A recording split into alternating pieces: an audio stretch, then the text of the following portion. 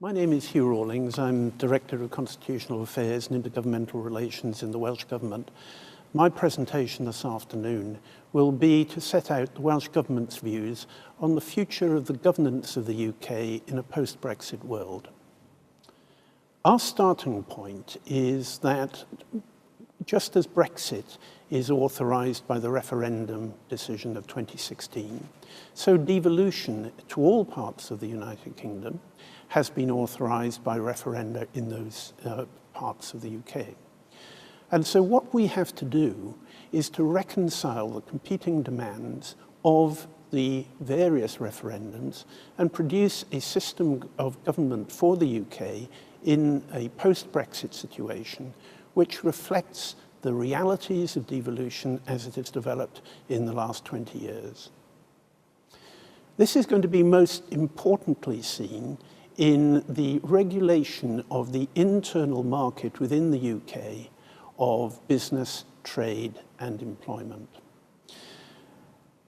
At the moment, the rules for the UK's internal market are defined by our membership of the European Union. The European Union's internal market rules apply to the UK just as they apply to the rest of the EU.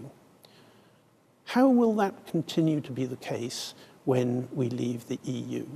And how will the powers of the devolved institutions be exercised in order to prevent new restraints or constraints on business and trade within the UK? That is a central concern of the UK government, and certainly from the point of view of the Welsh Government, we see no merit at all in new constraints to trade and services being developed.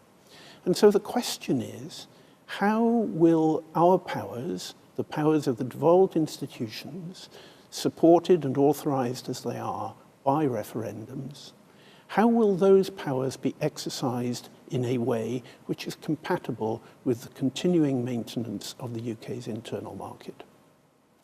Our proposals, set out in a document which we published in the summer, set out a proposed way forward in which each of the devolved administrations can continue to exercise the powers that reside with our existing devolution settlements, free of the constraints or the obligations of EU membership, but doing so in a way which, working together with the other administrations, enables that internal market to continue to work effectively.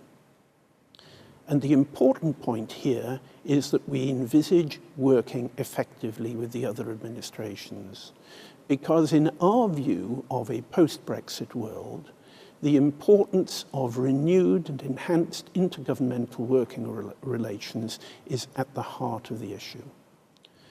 What we have proposed is that there should be established a UK Council of Ministers which should have overall responsibility for the conduct of intergovernmental relations within the UK. And the reason we suggest that is that the idea of frameworks of policy, which Dr. Jo Hunt will be talking about in her presentation, inevitably involves not only the establishment of the framework, but the oversight on a continuing basis of that relationship and those relationships. That needs to be coordinated. That needs to be put together in a coherent way if the UK is going to be governed properly in a post-Brexit world. So there needs to be a UK Council of Ministers under which there will be various interministerial cooperation and agreements, and that will enable the internal government, the internal trade in the UK to be conducted effectively.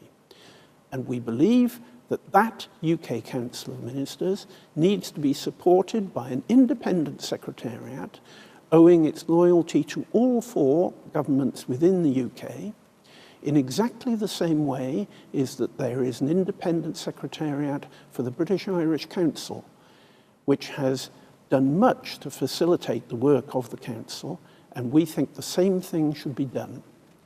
So our view is, in a post-Brexit world, There needs to be enhanced intergovernmental activity. That needs to be done through the appropriate structures of a UK Council of Ministers, and it needs to be supported by an independent secretariat.